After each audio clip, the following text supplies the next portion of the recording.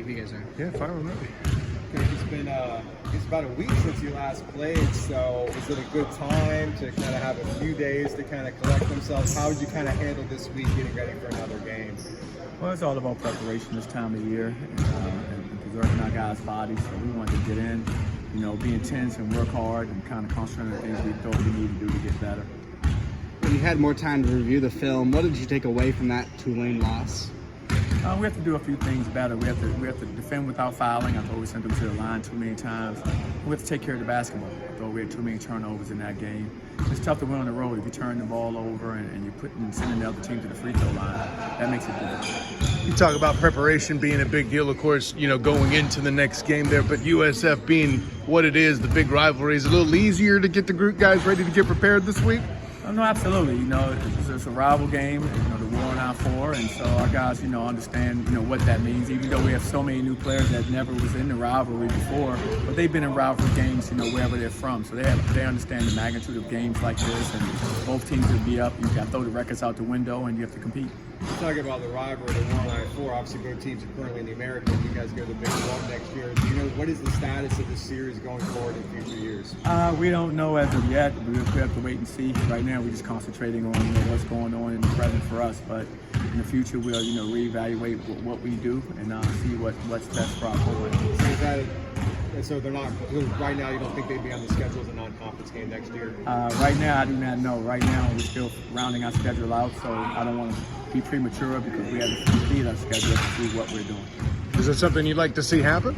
Absolutely, I enjoy it. I think it's a great rivalry. I think it's good for our state. I love playing our in-state schools, and so I think it's good for all of us. We have a huge state, a lot of terrific teams, and I think it's good for everyone to do that. Speaking of in-state, have you noticed what FAU has been doing? I know you got a player on your team who's the son of the coach at FAU. Have you kind of noticed the great season they're having? Exactly. I'm excited. Charlie's on our team. That's Dusty's son. And so we've enjoyed having him here, and I'm sure he's as proud as we are that they're playing well and they're having a terrific season. What do you need to see from your team tomorrow against USF? What do you need to see from your team? We need to play with composure down there on the road. I always say you got to be composed and play with poise on the road. We need to make sure we execute, on both sides of the basketball. Defensively, what our game plan is, and offensively, we need to make sure we execute what we're trying to accomplish. I think if you do those things, you give yourself a chance to compete. Do you think you'll have Darius Johnson? Darius is still day to day. As of right now, he's still recovering, so we'll wait to see. But he's day to day. One thing I thought was interesting, I listened to on the radio the other day. You mentioned about Ty Freeman, how he probably could have been in line to be stronger at the beginning of the year. Had some concussion issues. Just kind of tell me about what you liked about him. He's really contributed lately when you really needed a player to step up. Well, I'm really proud of Ty because he was playing terrific in the summer and in the fall, and he had a setback. It happens in our game, and just the timing was so bad. He missed a complete month basically. And the season had already started up, and guys fell into roles, and we were playing well. And as you know, when that happens, you have to kind of go with what you have out there. And so he found himself out of the rotation. But to his credit, kept a great attitude, kept working hard, and we would always say, be ready for your opportunity. And when his opportunity presented itself, he stepped up right into that role and played really well for us.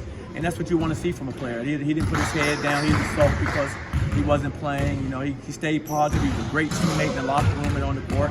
And his energy was infectious. And then when he got his opportunity, he performed.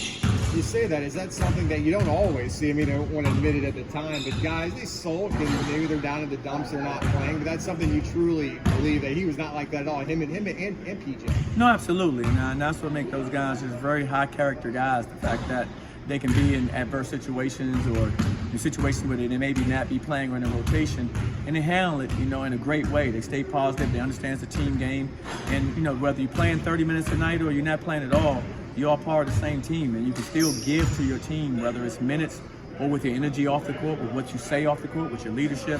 And both of those guys exhibited that through the time when they weren't getting in the games. Michael Durr's out, and I know he was at Indiana before, but he played for USF previously. Is that something you guys talk about? Do you handle it? How you handled it with Brandon Suggs at ECU?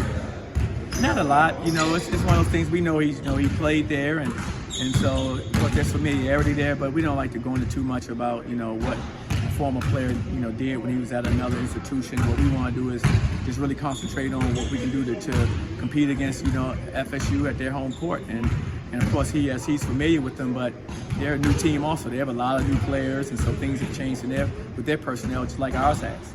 We're seeing it a lot this year when we talk about, AAC to AAC transfers. We're talking about Kendrick Day. Now we talk about Tyler Harris. He's their best player, and you're familiar with him when he was in Memphis. Tell us about Tyler and what kind of, how much of a challenge is he going to be on tomorrow? Very good basketball player, really good guard. He's had a lot of success in our conference.